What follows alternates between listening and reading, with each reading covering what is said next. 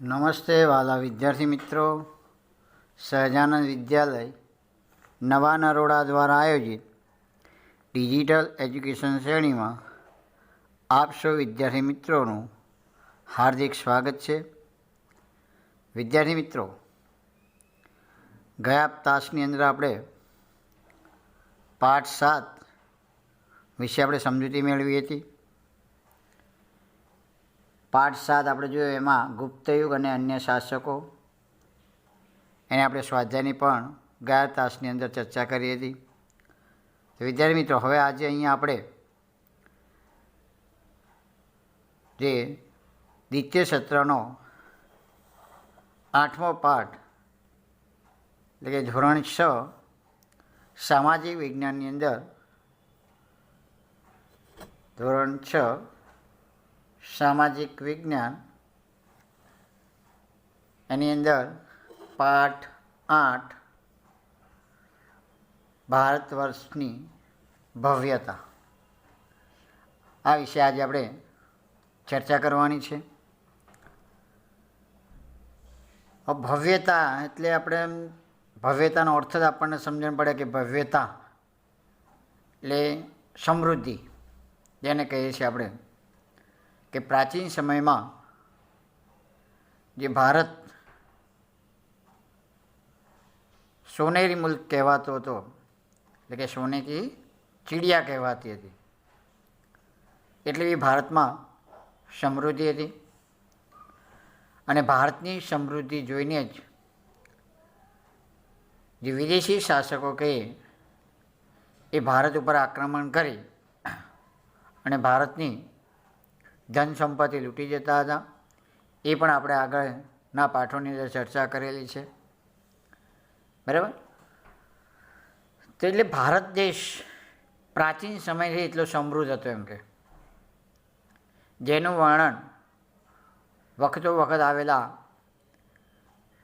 જે વિદેશી મુસાફરો, આપણા પ્રાચીન ગ્રંથો વગેરેમાં ભારતની ભવ્યતાની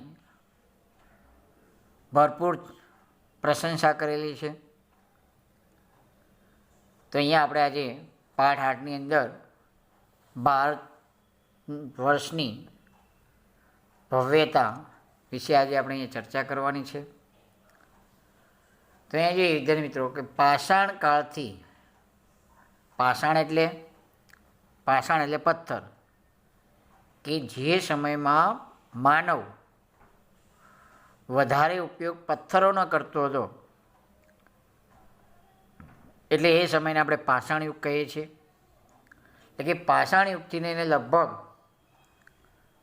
8મી સદી સુધીના પ્રાચીન ભારતનું ઇતિહાસનું આપણે અભ્યાસ કર્યો છે.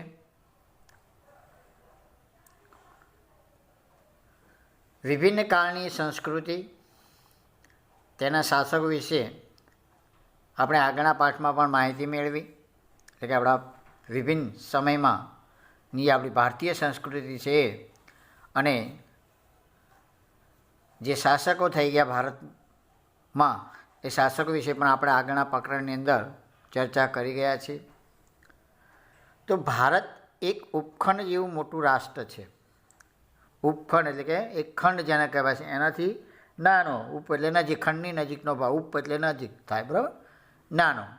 એમ કે એક ઉપખંડ જેટલો મોટું રાષ્ટ્ર છે.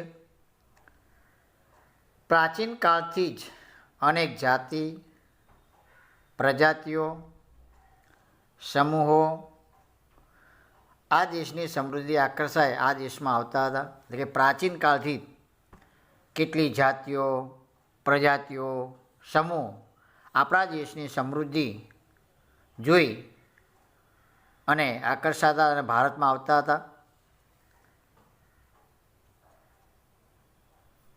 જેના કારણે ભારતીય સંસ્કૃતિમાં વિવિધતાનો સંગમ રચાયો. કારણ કે બધે જે જાત દેશ પ્રદેશથી લોકો આવતા હતા, તો દરેક પોતાની સંસ્કૃતિ પોતાની સાથે લઈને આવતા હતા, બરાબર. અને એના કારણે એકબીજાના સંગમને કારણે, એકબીજાને મળવાથી એમની ભાષાની આપલે થાય, એમની રહેણી કરણીની, રીત રિવાજોની વગેરેની ચર્ચા થાય, બરાબર, મિલન થાય. મળવાથી એકબીજાને ભાષાઓનો આપલે થતી હોય, પોશાક આપણે ઘણી વખત એવું પણ આપણે ઘણી વખત બસમાં જતા હોય તો આપણી આજુબાજુ ઘણી બધી જાતિના લોકો મુસાફરી કરતા હોય, તો આ પાસે બેઠા હોય તો આપણે ચર્ચાઓ થતી હોય, કોઈ મરાઠી હોય, કોઈ મદ્રાસી હોય, કોઈ પંજાબી હોય, તો એમની જે સંસ્કૃતિ એની આપણને ખ્યાલ આવે કે ભાઈ તમે કઈ રીતે ઉત્સવ, ક્યારે મિત્રતા પણ બંધાય છે, કાયમી અપડાઉન કરતા હોય તો મિત્રતા પણ બંધાય છે, બરાબર. તો એના કારણે શું છે કે આપણે બધી ચર્ચાઓ સાથે બેસીને કરતા હોય છે. ભાઈ તારા ઉત્સવમાં તમે કેવું કરતા હો છો, કેવા પોશાક પહેરો છો તમે, તમારો તહેવારો કયા કયા, તો આ બધી ચર્ચાઓ એટલે કે સંસ્કૃતિની આપ-લે થતી હોય છે. અને એના કારણે આપણે ઘણી વખત આપણી પડોશીમાં પણ, શહેરોમાં તો શું હોય કે બધા રાજ્યોના લોકો વસવાટ કરતા હોય, તો એના કારણે શું થાય છે, એ લોકોની રહેણી કરણી, પોશાક એ બધું આપણે જોતા હોય તો આપણે પણ એનો અપનાવતા, અને આપણો પોશાક, રહેઠાણ, ખોરાક બધું એ લોકો અપનાવતા હોય છે. તો એમ અહીંયા ભારતમાં પણ પ્રાચીન સમયથી ઘણા બધા લોકો આપણે આકર્ષાય, ભારતની સમૃદ્ધિને આકર્ષાઈને દેશ વિદેશી લોકો અહીંયા વેપાર કરવા માટે આવતા, અને એના કારણે બધી સંસ્કૃતિનો વિકાસ આપણા ભારત દેશ એટલે કે વિશ્વની અંદર જેટલી પણ સંસ્કૃતિ છે એ બધી સંસ્કૃતિનો વિકાસ આપણા ભારત દેશમાં થયેલો છે. તો જવાહરલાલ નહેરુ જેને વિવિધતામાં એકતા કહે છે, તો આપણા દેશ કેવો છે, વિવિધ. જે આગળના પાઠમાં પણ આ વિવિધતામાં એકતાની ચર્ચા આપણે કરી ગયા છીએ, બરાબર. તો આપણા વિશ્વની અંદર જેટલી સંસ્કૃતિ બધા જ લોકો આપણા ભારત દેશમાં વસવાટ કરે છે, અને બધું જ સંસ્કૃતિનો વિકાસ એ આપણા દેશમાં થયો. એટલા માટે વિવિધતામાં એકતા એટલે કે બધા આટલી બધી ભાષા, રહેણી કરણી, રીત રિવાજ, ઉત્સવો, તહેવારો, પોશાક બધામાં વિવિધતા છતાં પણ બધા એક થઈને રહેતા હોય, એટલા માટે એને વિવિધતામાં એકતા કહી છે. આ મહાન દેશની કલા અને સ્થાપત્ય તથા સમાજ જીવનની આપણને માહિતી મેળવીશું, જેનાથી પ્રાચીન ભારતની પ્રજાની ગૌરવશાળી વારસાની આપણને એટલે કે આપણો જે વારસો છે કેટલો મહત્વ, કેટલો વિકસિત હતો એની વિશે આપણને અહીંયા માહિતી મળશે. હવે જે પ્રાચીન ભારત ખેતી, તો આપણા દૈનિક જીવનમાં મોટાભાગનો ખોરાક માટેની તેમજ વપરાશની વસ્તુઓ આપણને ખેત એટલે કે આપણા જીવન જરૂરિયાતની જે પણ ચીજ વસ્તુઓ છે મોટાભાગની એ શામાંથી પ્રાપ્ત કરે છે, તો ખેતીમાંથી, બરાબર ને.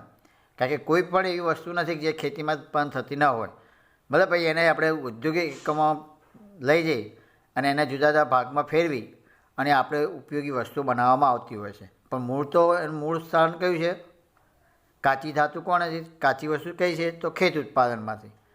એ ખેત ઉત્પાદનની જે પણ વસ્તુ છે ઉદ્યોગોનો કાચો માલ તૈયાર થાય છે, અને એમાંથી આપણી જરૂરિયાતો મુજબની વસ્તુઓ તૈયાર કરવામાં આવે. એટલે કે મોટાભાગની આપણી જીવન જરૂરિયાતની વસ્તુઓ આ ખેત ઉત્પાદનમાંથી લેવામાં આવે છે.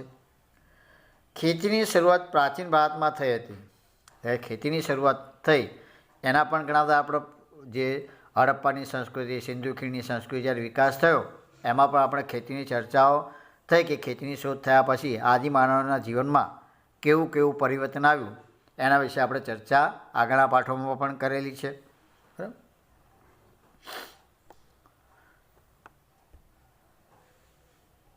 તો એ સમયે જે વિવિધ ઓજારો અને સિંચાઈની પણ વ્યવસ્થા હતી કે પ્રાચીન સમયમાં જેમ જેમ પહેલાં આદિમાનવ શું હતું કે પોતે માત્ર આદિમાનવની જરૂરિયાત શું હતી, સીમિત હતી, માત્ર ખોરાક જ હતો. એટલે ખોરાક તરીકે શિકાર કરી પ્રાણીઓનું માંસ ને ફળ ફૂલ એવું ખાઈને જીવતો હતો. પણ ધીમે ધીમે એને ખેતીની શોધ થયા પછી એ ખેતીને ખેડવા માટેના કેટલાક ઓજારો પણ એને શોધ્યા. પછી એને પાક માટે પાણીની જરૂર પડે, એટલે કે જ્યાં સ્થાયી પાણીનો વધારે પ્રમાણમાં મળતું હોય તો એવી જગ્યાએ એને સિંચાઈ એટલે કે ખેતીની શરૂઆત કરી, બરાબર. એમ ધીમે ધીમે એના જ્ઞાનમાં જેમ જેમ વધારો થતો ગયો તેમ ઓજારો અને સિંચાઈ વ્યવસ્થામાં પણ પરિવર્તનો આવતા જોયા છે. હવે એ સમયે કઈ કયા અનાજની ખેતી થતી હતી, તો પ્રાચીન સમયમાં ઘઉં, જવ, ડાંગર, જુવાર, બાજરી, તલ, વટાણા વગેરેની ખેતી થતી હતી. તમને પ્રશ્ન પણ પૂછાય કે પ્રાચીન સમયમાં કયા કયા પાકોની ખેતી થતી હતી, તો પ્રાચીન સમયમાં ઘઉં, જવ, ડાંગર, જુવાર, બાજરી, તલ, વટાણા વગેરેની ખેતી થતી હતી. હવે જોઈએ આપણે ઓજારોની વાત કરીએ તો હડપ્પા સંસ્કૃતિમાં ખેત ઓજારોમાં હળના અવશેષો મળતા નથી. એટલે કે હડપ્પી સંસ્કૃતિમાં જેટલા પણ અવશેષો મળ્યા છે એમાં હળના અવશેષો મળતા નથી, પણ હળ આકારનું એક રમકડું મળી આવ્યું છે. એટલે કે એના મતલબ એવો છે કે હળ વિશે જાણકારી હશે એ લોકો, અને ખેતીમાં એમ કે હળનો ઉપયોગ થતો હશે, એટલે ખેતર ખેડવા માટે હળનો ઉપયોગ થતો હોય છે. કે અત્યારે આધુનિક સમયમાં તો ખેત ઓજારોમાં ઘણા બધા પરિવર્તનો આવ્યા છે, બરાબર. પહેલાં માત્ર માણસ દ્વારા અથવા કે હાથથી ખોદીને ખેતી કરવામાં આવતી હતી, કોદાળી દ્વારા કે બરાબર. પછી હળ શોધાયું તો હળ દ્વારા ખેતી કરવામાં આવી. એ પછી ધીમે ધીમે એમાં પરિવર્તન આવ્યું. અને આજના સમયની અંદર વાત કરીએ તો આજે તો એટલા બધા ઓજારોનો વિકાસ થયો છે કે આપણે એના નામ પણ યાદ ના રહે, બરાબર. તો આશરે 2500 વર્ષ પહેલાંની સમયમાં ખેતી માટે લોખંડના સાધનો ઉપયોગ વધતો જતો હતો. એટલે કે આશરે 2500 વર્ષ પહેલાં ખેતી માટે લોખંડના સાધનો ઉપયોગ વધતો જતો હતો. કારણ કે લોખંડની ધાતુ શોધાયા પછી એમાં લોખંડનો ઉપયોગ, આ સાધનો ઉપયોગ થયો. તેમાં જંગલોને સાફ કરવા માટે કુહાડીઓ, હળના ફણાનો પણ સમાવેશ થાય છે. આ ઉપરાંત દાંતરડું, કુહાડી વગેરેથી તેઓ પરિચિત. એટલે કે એ સમયે કયા કયા સાધનનો ઉપયોગ કરતા હતા, તો કયા કયા સાધનનો ઉપયોગ, તો કુહાડી, હળના ફણા, આ દાંતરડું, કુહાડી જેવા સાધનોથી એ લોકો પરિચિત હતા, અને ખેતીમાં પણ આ સાધનોનો ઉપયોગ કરતા હતા. હવે આપણે જોઈએ એના પછી સિંચાઈની વાત કરીએ. આપણે સિંચાઈ તો પહેલાંના સમયમાં શું હતું કે સિંચાઈ વ્યવસ્થા બહુ ન હતી, એટલે એ લોકો શું કરતા કે વરસાદ આધારિત ખેતી કરતા હતા, અથવા નજીકમાં જે પાણીનું મળી રહેતું હોય એવા જળાશયોની આસપાસ જ એ લોકો ખેતી કરતા હતા. પણ સમૃદ્ધ ગામડાઓમાં વગર રાજાઓ, એટલે કે ગામડાઓ વગર રાજાઓ અને તેમના રાજ્યનું ટકી રહેવું મુશ્કેલ હતું. એટલે કે સમૃદ્ધ ગામડા હોય તેમાં કોઈ વહીવટ કરવા માટે તો કોઈ આગેવાન જોઈએ, એટલે કે રાજાઓ, અને તેમના રાજ્યનું ટકી રહેવું ખૂબ મુશ્કેલ હતું. તે રીતે ખેતીના વિકાસ માટે પણ નવા સાધનો અને ધરુરોપણ મહત્ત્વનું પગલાં. એટલે કે એ જે ખેતીના વિકાસ માટે પણ શું જરૂર હતી, નવા સાધનો અને ધરુરોપણ. ધરુરોપણ એટલે કે પહેલાં શું હતું, માત્ર બિયા જ્યાં ત્યાં નાખી દે અને ઉગે, બરાબર. તો એના કારણે શું કે પાકમાં ઓછો ઉત્પાદન થાય, પણ એને બિયારણ કરી ધરું ઉગાડી અને પછી એને ઉખાડીને બીજી જગ્યાએ રોપવામાં આવે એને શું કહેવાય, ધરું કહેવાય. તો એના કારણે એનો ઝડપથી વિકાસ થાય છે એમ કે. અને જો આજના સમયની આપણે વાત કરીએ કે આધુનિક સાધનો કેટલી ખેતીમાં વિકાસ થયો, સમયનો બચાવ. જો આજે વિચારો કે ખેડવા માટે ટ્રેક્ટરો હોય છે તો એ ઝડપથી ખેતર ખેડી નાખે છે. એક પાક લીધો ત્યાં તો બીજો પાક માટે ખેતર તૈયાર થઈ જાય છે. પહેલાંના સમયમાં શું માત્ર બળદથી કે હાથથી ખેતી કરવામાં આવે તો મહિનાઓ લાગી જતા હતા. એક પાક વાવ્યા પછી એને કાપવામાં, લણવામાં, એના કળસલા કાઢવામાં તો કેટલો બધો સમય પસાર થતો. પણ હાલના સમયમાં તો પાક પણ કાપવા માટે મશીનો આવી ગયા કે 1 કલાકમાં આખું ખેતર સાફ, અને એમાં પણ અનાજના કણસલા પણ છૂટા પડી જાય ને દાણા પણ છૂટા પડી જાય. તો આવા જે આધુનિક યંત્રો દ્વારા ખેતી શું થઈ ઝડપી બની. તો એના કારણે શું છે, ખેડૂતને સમય પણ મળી રહ્યો, પાક ઉત્પાદન માટેના બીજો પાક વાવવા માટેનો પણ સમય એને મળી રહ્યો, અને સિંચાઈને કારણે વરસાદની રાહ જોવામાં આવતી ન હતી. એટલે કે વર્ષમાં પહેલાં એક જ વખત પાક લેવામાં આવતો, પણ હાલના સમયમાં લગભગ ખેડૂતો 2 કે 3 વખત પાક લેતા હોય છે એમ કે. એ જે સિંચાઈ પણ ઘણી ઉપયોગી સાબિત થઈ છે. તો સિંચાઈ માટે નહેરો, એટલે સિંચાઈ માટે કયા સાધનોનો ઉપયોગ થતો હતો, સિંચાઈ શાના દ્વારા કરવામાં આવતો, તો નહેરો, કૂવા, તળાવો અને કૃત્રિમ જળાશયો બનાવવામાં આવ્યા. પહેલાંના સમયમાં શું કે આ બધી વ્યવસ્થા ન હતી, પણ હવે ધીમે ધીમે જેમ જેમ માનવના વિકાસ થતો ગયો તેમ તેમ એને ખેતીમાં પણ આધુનિકતા લાવ્યા. તો જે વરસાદ ઉપર આધારિત ખેતી એની જગ્યાએ હવે લોકોએ શું કર્યું કે નહેરો દ્વારા, કૂવા અથવા તળાવ દ્વારા અથવા કૃત્રિમ જળાશયો બાંધી અને એમાં પાણીનો સંગ્રહ કરી અને વરસાદ સિવાયની ઋતુમાં પણ એ પાક લેવા લાગ્યો. હવે જે પ્રાચીન ભારત, એમાં ગ્રામીણ જીવનની આપણે વાત કરીએ, બરાબર. પ્રાચીન ભારતની અંદર ગ્રામીણ જીવનની વાત કરીએ તો ઉત્તર ભારત અને દક્ષિણ ભારતમાં ગ્રામીણ જીવન આ પ્રમાણે હતું. એટલે કે ઉત્તર અને દક્ષિણ ભારતની આપણે વાત કરીએ તો ભારતના ઉત્તર ભાગના ગામનો વડો એ ગ્રામ ભોજક કહેવાતો. એટલે કે ઉત્તર ભાગના જે ગામડા હતા એના ગામના વડાને શું કહેવાતું, ગ્રામ ભોજક તરીકે ઓળખવામાં આવતા હતા. અને આ ગ્રામ ભોજક તરીકે કોની નિમણૂક કરવામાં આવતી હતી, તો ગામના જે મોટો જમીન માલિક હોય સૌથી મોટો એની પસંદ કરવામાં આવતી હતી. અને આ ગ્રામ ભોજક સામે એક જ પરિવારના લોકો એનું પદ પેઢીઓ દર પેઢી ચાલતું, એટલે કે વંશ પરંપરાગત હતું. એટલે કે જે ગામના ગ્રામ ભોજક હોય એ મરી જાય એટલે એનો પુત્ર, જેમ રાજાઓનું પદ વંશ પરંપરા હતું તેમાં ગ્રામ ભોજકનું પણ એ સમયે પદ વંશ પરંપરાગત હતું. અને ગામનો જે સૌથી મોટો જમીન માલિક હોય એ ગ્રામ ભોજક તરીકે નિમણૂક કરવામાં આવતી. અને આ જમીન માલિક ભાડુતી માણસો રાખી ખેતી કરાવતો, એટલે કે જે ગણોત પ્રથા કહીએ છીએ, જે બીજા લોકોને ગામના જે ખેતી ના હોય એ લોકોને મજૂર તરીકે રાખી અને ખેતી કરાવતા હતા. હાલ પણ આપણે ગામડામાં જોઈએ કે જમીનદાર હોય અને જેની પાસે જમીન ના હોય તો એ લોકો શું કરતા, આ જમીનના ત્યાં મજૂરી કરતા અને ખેતી કરતા હતા. રાજા પણ ગામડાના કરવેરા ઉઘરાનું કાર્ય સોંપતો, એટલે કે રાજાઓ પણ શું થયું કે કરવેરા ઉઘરાનું કામ કોને સોંપતો હતો, આ ગ્રામ ભોજકને, કારણ કે એ મોટો માણસ હોય એટલે કરવેરાનું કામ પણ એને જ સોંપવામાં આવતું હતું. તે કાયદા અને વ્યવસ્થાની સ્થિતિ પણ સંભાળતો હોય. પહેલાં શું થયું કે પંચાયતી રાજ જેને કહીએ છીએ આપણે, કે આ ગ્રામ ભોજક એ કાયદા અને વ્યવસ્થાની સ્થિતિ પણ સંભાળતો હતો. દક્ષિણ ભારતમાં 3 પ્રકારના લોકો રહેતા. તમને પ્રશ્ન પણ પૂછાય કે દક્ષિણ ભારતમાં કેટલા અને કયા કયા પ્રકારના લોકો રહેતા હતા.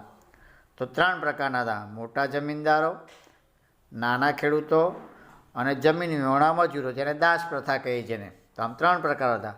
મોટા જમીનદારો, એના પછી નાના ખેડૂતો અને જમીન વિહોણા મજૂર, જેને દાસ કહેવામાં આવે છે. આ તો આ ગ્રામ્ય જીવન હતું. હવે જોઈએ નગર જીવન એ સમયનું કેવું હતું. તો મોટા ભાગના શહેરો 2500 વર્ષ પહેલાં મહાજનપદોની રાજધાની, એટલે કે જે મોટા મોટા નગરો હતા, આજે પણ આપણે જોઈએ કે જે મોટા નગરો હોય તો એ રાજધાની તરીકે એને પસંદ કરવામાં આવતું. તો 2500 વર્ષ પહેલાં પણ આ શહેરો મહાજનપદોની રાજધાની હતા. આ શહેરો કિલ્લેબંધી સુરક્ષિત, એટલે કે આ શહેરોને શું કરવામાં આવતું હતું, કિલ્લાઓ બાંધી દેવામાં. જો આજે આપણે જોઈએ અમદાવાદની વાત કરીએ તો અમદાવાદની ફરતે પહેલાં કોટ હતો, કિલ્લો હતો, બરાબર. આવા ઘણા બધા જે જૂના શહેરો છે એની ફરતે કોટ છે. કેમ કે પોતાની પહેલાંના સમયમાં શું હતું કે સુરક્ષા માટે ચારે બધી બાજુથી એને કોટ બનાવી દે અને આવવા જવા માટે દરવાજાઓ મૂકવામાં આવતા હતા. જે આપણા અમદાવાદની અંદર તમે જુઓ અત્યારે દરવાજા રહ્યા છે પણ કિલ્લાઓ તૂટી ગયા છે. એટલે કે પોતાની સુરક્ષા માટે એ સમયે એ રાજા મહારાજાઓ કિલ્લાઓ બનાવતા હતા. ઘણા શહેરોમાંથી વલયકૃપ પ્રાપ્ત, વલયકૃપ એટલે ગોળાકાર ભાગ, ખાડો હોય એનો ગોળ ગોળ હોય એ, તો એનો ઉપયોગ કૂવા તરીકે ઓળખતા હતા. એટલે કે વલયકૃપ એટલે ગોળ ગોળ જે ઊંડો ખાડો હોય એનો કૂવો કહેવાતો હતો. આ વલયકૃપનો ઉપયોગ શૌચાલય, નીક અથવા કચરાપેટી માટે ઉપયોગમાં લેવાતો હશે એવું માનવામાં આવતું હતું. એટલે કે શૌચાલયમાં, એટલે કે જે પાણી જે આપણા હાલની સમયની અંદર ખાળ કૂવા જેને કહે છે, કે પહેલાંના શું હતું ગામડાઓમાં જ્યાં ગટર વ્યવસ્થા ના હોય તો એ લોકો શું કરતા, કૂવાઓ ખોદી નાખતા અને કૂવાની અંદર આ પાણી જવા દેતા હતા. અથવા કચરાપેટીનો પણ ઉપયોગ કરતા એ લોકો. હવે જો એ ગ્રામીણ અને નગરના લોકો ખોરાકમાં ઘઉં, એટલે ખોરાકમાં શું લેતા હતા ગામડા અને નગરના લોકો, તો ખોરાકની વાત કરીએ તો જવ, ચોખા, દૂધ, દહીં, ઘી, ફળફળાદી તથા માંસ માછલીનો ઉપયોગ પણ એ લોકો ખોરાકમાં લેતા હતા. હવે આપણે જોઈએ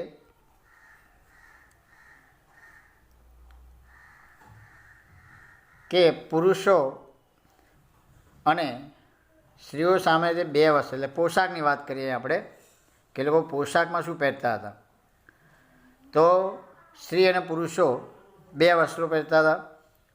જે શરીરના નીચેના ભાગનું વસ્ત્ર નીવી અને ઉપરના ભાગના વસ્ત્રને વાસ કહેવાય. તમને પ્રશ્ન પણ પૂછાય નીવી એટલે શું, તો જે પુરુષ અને સ્ત્રીઓ જે ઉપરના ભાગમાં જે વસ્ત્ર પહેરતા એને નીવી કહેવાતું, અને નીચેના ભાગમાં જે વસ્ત્ર પહેરતા એને નીવી કહેવાતું, અને ઉપરના ભાગમાં જે વસ્ત્ર પહેરતા એને વાસ કહેવાતું. તો ક્યારેક ઉપરના વસ્ત્ર પર દુપટ્ટા જેવું લપેટતા જેને અધિવાસ કહેવાતું. તમને પ્રશ્ન, આ 3 પ્રશ્નો પૂછાય. નીવી એટલે શું, તો સ્ત્રી અને પુરુષો શરીરના નીચેના ભાગ પર જે વસ્ત્ર વીંટાળતા એને નીવી કહેવાતું, અને વાસ એટલે સ્ત્રી અને પુરુષો ઉપરના ભાગમાં જે વસ્ત્ર વીંટાળે એને વાસ કહેવાતું. ક્યારેક આ જે વસ્ત્રો પહેર્યા હોય એની ઉપર દુપટ્ટા જેવું જે વીંટાળે એને આપણે શું કહેવાય, અધિવાસ કહેવામાં આવતું. બરાબર. ચાલો, તમને ખાલી જગ્યામાં પૂછાય અથવા પ્રશ્નની અંદર પણ એક વાક્યમાં પૂછાઈ શકે છે. હજી પ્રાચીન ભારતમાં કલા. તો ઇતિહાસ કલાને બે ભાગમાં વહેંચી છે.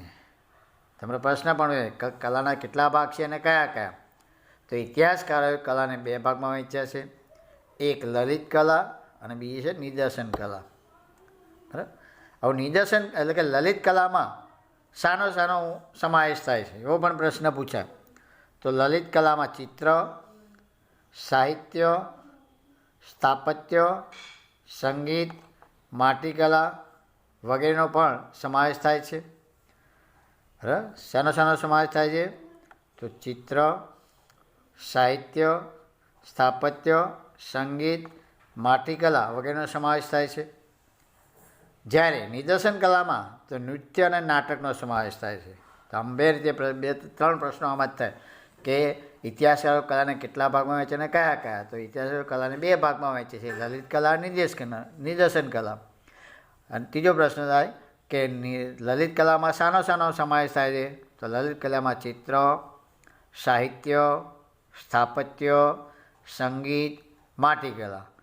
જ્યારે નિદર્શન કલામાં શાનો સમાવેશ થાય છે? તો નૃત્ય અને નાટકનો સમાવેશ થાય છે. હવે જે ભારતમાં સાહિત્યનો વારસો, તો ભારતીય સાહિત્ય ધાર્મિક, ધર્માંતર, વિદેશી મુસાફરોનું વર્ણન એમ ત્રણ ભાગમાં જે ભારતીય સાહિત્યનો વારસો કેટલા ભાગમાં વહેંચેલો છે? તો ત્રણ. કેટલા ભાગમાં વહેંચેલો? ત્રણ. કયા કયા? તો ધાર્મિક, ધર્માંતર અને વિદેશી મુસાફરોના લખાણો. બરાબર. ચલો હવે એમાં જોઈએ ધાર્મિક સાહિત્ય વિશે જોઈએ આપણે. તો આપણે ધાર્મિક સાહિત્ય વિશે આપણે જોઈએ.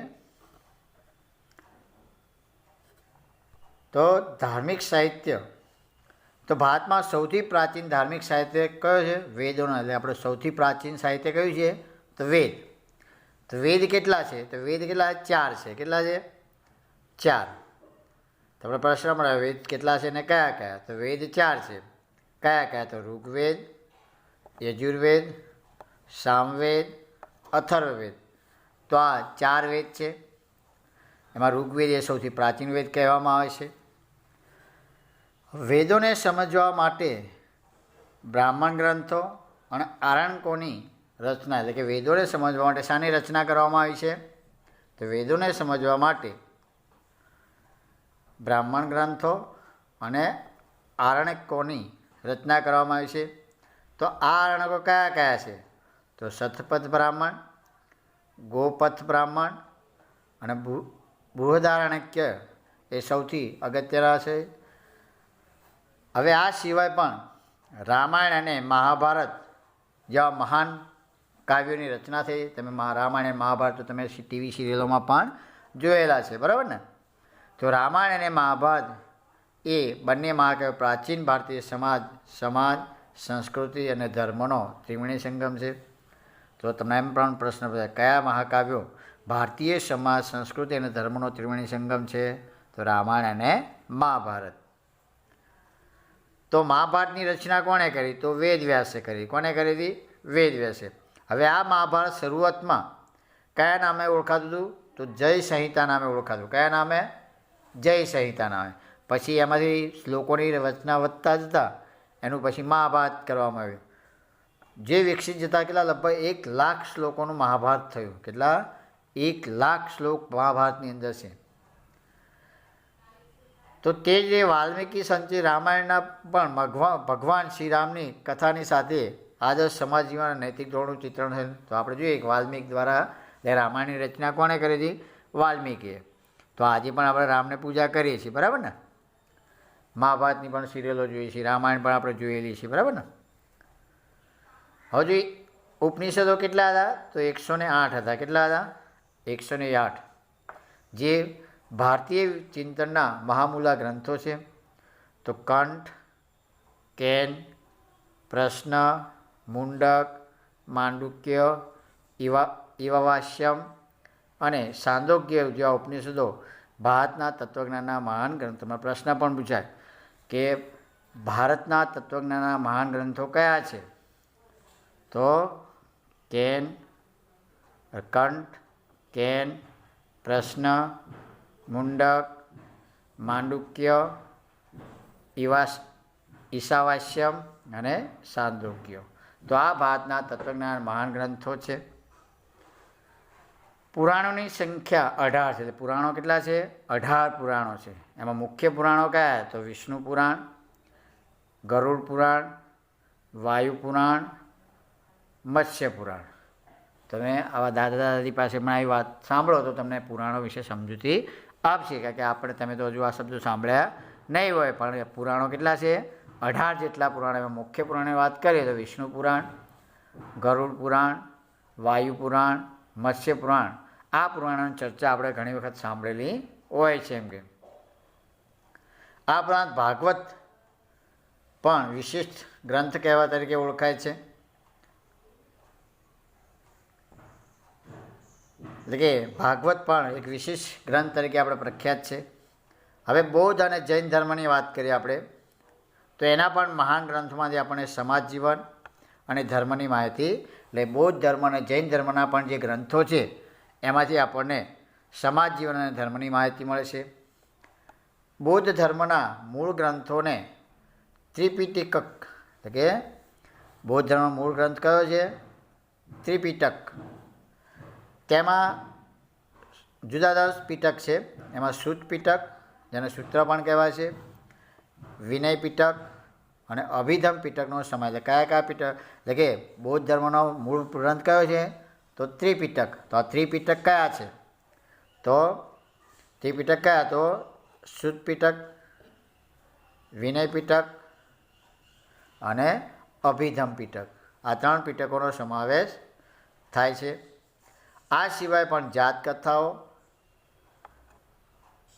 દીધનિકાય, અંગુત્તર નિકાય અને મંજી નિકાય અગત્યના ગ્રંથો. એટલે આ સિવાય પણ જે આ ગ્રંથો કયા કયા છે? તો જાતક કથાઓ, દીધનિકાય, અંગુત્તર નિકાય અને મંજીમન નિકાય જેવા અગત્યના ગ્રંથો, જેમાં નાગસેનનું મિલિંદ પાન્હો, જેને પ્રશ્નો કહે છે, એટલે કે નાગસેને શેની રચના કરી હતી? મિલિંદ પાન્હો, પ્રશ્નો. અને આર્ય મંજીષી શ્રીમૂળકલ્પ એ એમના અગત્યના ગ્રંથો છે. એટલે કે નાગસેને કયા કયા ગ્રંથોની રચના કરી હતી? તો મિલિંદ પાન્હો અને આર્ય મંજીષી શ્રીમૂળકલ્પ અગત્યના મુખ્ય એમના ગ્રંથો છે. જ્યારે તિબ્બત ભાષામાં બૃહદ ગ્રંથની કજાર અને તંજર 2 સંહિતા, એટલે કે તિબ્બત ભાષામાં બૌદ્ધ ગ્રંથની કયા 2 સંહિતા અસ્તિત્વમાં આવેલી છે? તો કજાર અને તંજર, આ 2 સંહિતા છે. તો જાત કથાઓ, દીધનિકાય, મંજી નિકાય પણ એ બૌદ્ધ ગ્રંથો જ છે. આ ઉપરાંત બૃહદ કથા, હરિવંશ પુરાણમ, વાસુદેવ હિડી, શ્રીધેમ શબ્દાનુશાસન, દયાશ્રય, કીર્તિ કૌમુદી એ પણ મહત્ત્વના ગ્રંથો છે. આ હતા બૌદ્ધ ગ્રંથો બધા, બરાબર, મહત્ત્વના. હવે જોઈએ જૈન ગ્રંથોની આપણે વાત કરીએ તો જૈન ગ્રંથોને આગમ ગ્રંથો, એટલે જૈન ગ્રંથોને શું કહેવાતું? આગમ ગ્રંથો કહેવાતા. આવા આગમ ગ્રંથોની સંખ્યા કેટલી હતી? 12 હતી. કેટલી હતી? આગમ ગ્રંથોની કેટલી સંખ્યા? 12. એમાં જૈન ધર્મનું પ્રાચીન સાહિત્ય એ 14 પર્વ અને 12 અંગમાં વહેંચાયેલું હતું. એટલે કે જૈન ધર્મનું પ્રાચીન સાહિત્ય કેટલા પર્વ અને કેટલા અંગમાં વહેંચાયેલું હતું? તો જૈન ધર્મનું પ્રાચીન સાહિત્ય 14 પર્વ અને 12 અંગમાં વહેંચાયેલું હતું.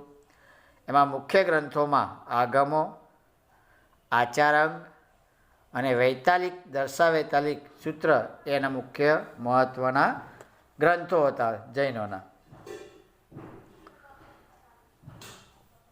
તો વિદ્યાર્થી મિત્રો, અહીંયા આજનો પાઠ અહીંયા, એટલે કે જે કંઈ આજનો અભ્યાસ આટલો સુધી રાખીએ છીએ. હવે આ જે પાઠ ચલાવે એમાંથી કેટલાક પ્રશ્ન સ્વરૂપે તમને સમજાવું છું, જે તમને પરીક્ષાલક્ષી પણ મહત્ત્વના પુરવાર થશે. એટલે આ પ્રશ્નો પણ સારા અક્ષરે નોટમાં લખી લેવાના છે, જેથી કરી પરીક્ષા વખતે તમે એની તૈયારી કરી શકો. બરાબર, ચાલો આપણે જોઈએ તો આખા પાઠનું પ્રશ્નો સ્વરૂપે સમજૂતી.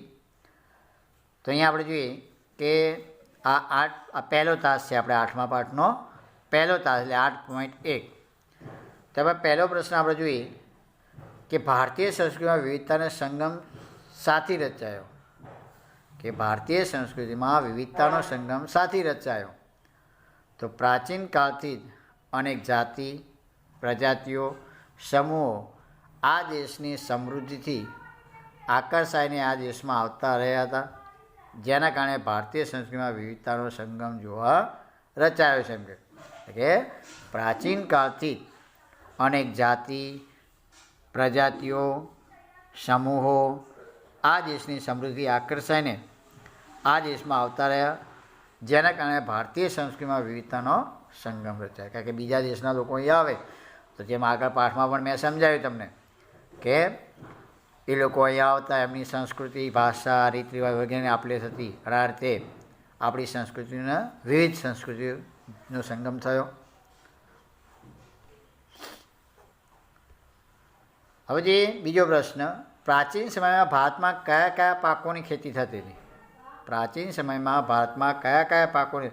તો પ્રાચીન સમયમાં ભારતમાં ઘઉં, જવ, ડાંગર, જુવાર, બાજરી, તલ, વટાણા વગેરે પાકની ખેતી થતી હતી. ત્રીજો પ્રશ્ન, પ્રાચીન સમયમાં લોકોના લોખંડના કયા કયા સાધનો ઉપયોગ કરતા હતા? તો પ્રાચીન સમયમાં લોકો લોખંડની કુહાડીઓ, દાંતરડું અને હળના ફણા જેવા સાધનો ઉપયોગ કરતા હતા. ચોથો પ્રશ્ન કે પ્રાચીન સમયમાં સિંચાઈની વ્યવસ્થા કેવી હતી? તો પ્રાચીન સમયમાં સિંચાઈ, નહેરો, કૂવા, તળાવો તથા કૃત્રિમ જળાશયો જેવી વ્યવસ્થા હતી. પાંચમો પ્રશ્ન, ગ્રામભોજક કોને કહેવાય? તો ભારતના ઉત્તર ભાગના ગામોનો વડો ગ્રામભોજક કહેવાતો. તે ગામનો મોટો જમીનદાર હોય છે. એમ કે મોટો જમીનદાર હોય એની પસંદગી ગ્રામભોજક તરીકે કરવામાં આવતી, અને એનું પદ કેવું હતું? વંશ પરંપરાગત હતું. એના પછી આપણે જોઈએ છઠ્ઠો પ્રશ્ન કે દક્ષિણ ભારતમાં કેટલા અને કયા કયા પ્રકારના લોકો રહેતા હતા? દક્ષિણ ભારતમાં કેટલા અને કયા કયા પ્રકારના લોકો રહેતા? તો દક્ષિણ ભારતમાં 3 પ્રકારના લોકો રહેતા હતા. 1 મોટા જમીનદારો, 2 નાના ખેડૂતો, 3 જમીન વિહોણા મજૂર એટલે કે દાસ. 7મો સવાલ, પ્રાચીન ભારતના લોકોનો ખોરાક શું હતો? તો પ્રાચીન ભારતના લોકોનો ખોરાક મુખ્યત્વે ઘઉં, જવ, ચોખા, દૂધ, દહીં, ઘી, ફળફળાદી, માંસ, માછલી વગેરે હતો. 8મો સવાલ, પ્રાચીન ભારતના લોકો કેવા વસ્ત્રો પહેરતા હતા? તો પ્રાચીન ભારતમાં પુરુષો અને સ્ત્રીઓ સામે 2 વસ્ત્રો પહેરતા હતા, જેમાં શરીરના નીચેના ભાગનું વસ્ત્ર નીવી અને ઉપરના ભાગનું વસ્ત્ર વાસ કહેવાતું. તો ક્યારેક ઉપરના વસ્ત્ર ઉપર દુપટ્ટા જેવું વીંટતા, જેને અધિવાસ કહેવામાં આવતું હતું. 9મો સવાલ કે પ્રાચીન ભારતમાં કલાને કેટલા અને કયા કયા ભાગમાં વહેંચવામાં આવી હતી? તો પ્રાચીન ભારતમાં કલાને 2 ભાગમાં વહેંચવામાં આવી હતી. એક લલિત કલા અને બીજો નિદર્શન કલા. 10મો સવાલ, લલિત કલામાં કઈ કઈ કલાનો સમાવેશ થાય છે? તો લલિત કલામાં ચિત્ર, સાહિત્ય, સ્થાપત્ય, સંગીત, માટીકલા વગેરેનો સમાવેશ થાય છે. 11મો સવાલ કે નિદર્શન કલામાં કઈ કઈ કલાનો સમાવેશ થાય છે? તો નિદર્શન કલામાં નૃત્ય અને નાટકનો સમાવેશ થાય છે. વિદ્યાર્થીઓ, આ બધા જ પાઠમાંથી મેં નાના નાના પ્રશ્નો કાઢેલા છે, જેથી કરી તમને મોટા સવાલ તૈયાર કરવામાં સરળતા રહે. 12મો સવાલ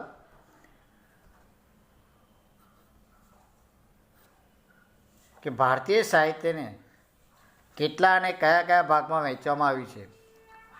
તો ભારતીય સાહિત્યને 3 ભાગમાં વહેંચવામાં આવ્યું છે. 1 ધાર્મિક, 2 ધર્માંતર, 3 યાત્રીઓના વર્ણનો અથવા મુસાફરી એટલે વિદેશી મુસાફરો. બરાબર. ચાલો 13મો સવાલ, ભારતના સૌથી પ્રાચીન ધાર્મિક સાહિત્યમાં ખાલજીયાનો સમાવેશ થાય છે. તો શાનો સમાવેશ થાય છે? વેદોનો.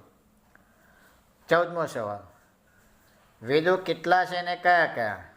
વેદો કેટલા છે અને કયા કયા? તો વેદો 4 છે.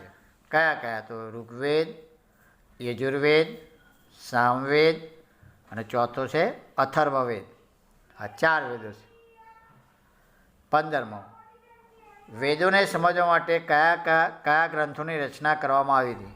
વેદોને સમજાવવા માટે કયા ગ્રંથોની રચના કરવામાં આવી હતી? તો વેદોને સમજાવવા માટે બ્રાહ્મણ ગ્રંથો અને આરણ્યકોની રચના કરવામાં આવી હતી. બરાબર. વેદોને સમજવા માટે કયા ગ્રંથોની રચના કરવામાં આવી?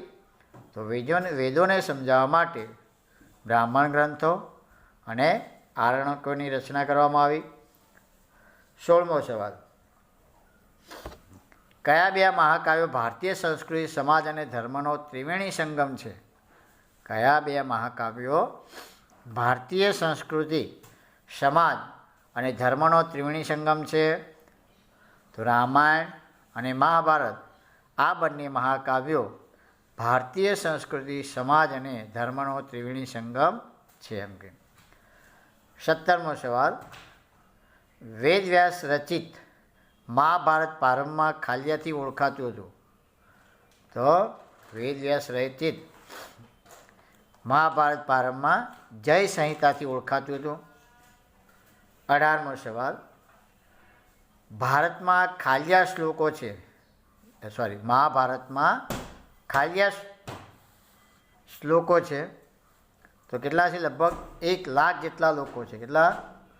1 લાખ જેટલા લોકો છે. શ્લોકો મહાભારતમાં કેટલા શ્લોકો છે? તો લગભગ 1 લાખ જેટલા શ્લોકો છે. 19મો સવાલ, ખાલિયા ઉપનિષદો ભારતીય ચિંતનના મહામૂલા ગ્રંથો છે. ખાલિયા ઉપનિષદો ભારતીય ચિંતનના મહામૂલા ગ્રંથો તો કેટલા છે? લગભગ 108 જેટલા. એના પછી જોઈએ આપણે 20મો સવાલ, ઉપનિષદોને કેવા ગ્રંથો કહેવામાં આવે છે અને ઉપનિષદો કયા કયા છે? ઉપનિષદોને કેવા ગ્રંથો કહેવામાં આવે છે અને તે કયા કયા છે?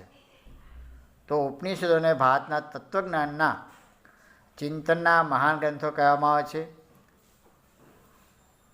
એમાં કટ, કેન, પ્રશ્ન, મુંડક, માંડુક્ય, ઈશાવાસ્યમ અને છાંદોગ્ય ઉપનિષદોનો ભારતના તત્વજ્ઞાનના મહાન ગ્રંથો છે. ફરીવાર વિદ્યાર્થી મિત્રો, કે ઉપનિષદોને ભારતના તત્વજ્ઞાનના ચિંતનના મહાન ગ્રંથો કહેવામાં આવે છે. તો કયા ઉપનિષદો છે? તો કટ, કેન, પ્રશ્ન, મુંડક, માંડુક્ય, ઈશાવાસ્યમ અને છાંદોગ્ય ઉપનિષદો ભારતના તત્વજ્ઞાનના મહાન ગ્રંથો છે. 21મો સવાલ, પુરાણોની સંખ્યા ખાલી ગયા છે? પુરાણોની સંખ્યા ખાલી ગયા છે. પુરાણોની કેટલી સંખ્યા છે? 18. 22મો સવાલ, કયા ગ્રંથોની ભારતના પુરાણોમાં સમાવેશ થાય છે? કયા ગ્રંથોની ભારતના પુરાણોમાં? તો વિષ્ણુ પુરાણ, ગરુડ પુરાણ, વાયુ પુરાણ અને મત્સ્ય પુરાણનો ભારતના પુરાણોમાં સમાવેશ થાય. કયા? તો વિષ્ણુ પુરાણ, ગરુડ પુરાણ, વાયુ પુરાણ અને મત્સ્ય પુરાણનો સમાવેશ ભારતના પુરાણોમાં થાય છે. 23મો સવાલ, બૌદ્ધ ધર્મના મૂળ ગ્રંથોને ખાલિયા કહેવામાં આવે છે? બૌદ્ધ ધર્મના મૂળ ગ્રંથોને ખાલિયા કહેતો મૂળ ગ્રંથોને કયા નામ ઓળખાય? તો ત્રિપિટક કહેવામાં આવે છે. 24મો સવાલ, તિબ્બત ભાષામાં બૌદ્ધ ધર્મની કેટલી અને કઈ સંહિતા છે? તો તિબ્બત ભાષામાં બૌદ્ધ ધર્મની કઝાર અને તંજર નામની 2 સંહિતા મળેલી છે. 25મો સવાલ, જૈન ધર્મના મુખ્ય ગ્રંથો કયા છે? તો જૈન ધર્મના મુખ્ય ગ્રંથો 3 છે. એમાં આગમો, 2 આચારંગ અને 3 વૈતાલિક દશાવૈતાલિક સૂત્રો. અને 26મો સવાલ લાસ્ટ, કે જૈન ધર્મનું પ્રાચીન સાહિત્ય કેટલા પર્વ અને અંગમાં વહેંચાયેલું છે? તો જૈન ધર્મનું પ્રાચીન સાહિત્ય 14 પર્વ અને 12 અંગમાં વહેંચાયેલું છે. તો વિદ્યાર્થી મિત્રો, આજનો અભ્યાસ અહીં પૂર્ણ થાય છે. આગળનો પાઠ આપણે આવતા પીરિયડમાં જોઈશું. તો લગભગ આ પાઠમાં જેટલી પણ મેં તમને સમજૂતી આપી એમાં તમને સમજણ પડી ગઈ હશે, બરાબર? તો વિદ્યાર્થી મિત્રો, આ બધા જ પ્રશ્નો સારા અક્ષરે નોટમાં લખી લેવાના છે અને પરીક્ષા માટે તૈયાર પણ કરવાના છે. અને વિદ્યાર્થી મિત્રો, હજુ ઘણા બધા વિદ્યાર્થીઓ એવા છે કે જે આપણી આ ચેનલને લાઈક એટલે કે સબસ્ક્રાઈબ કરી નથી. તો વિદ્યાર્થી મિત્રો, ચેનલને સબસ્ક્રાઈબ કરો અને વિડીયોને લાઈક આપવાનું ભૂલશો નહીં, જેથી કરીને અમે જે પણ વિડીયો અપલોડ કરીએ એની નોટિફિકેશન તમને મળતી રહે. ચાલો વિદ્યાર્થી મિત્રો, આવજો.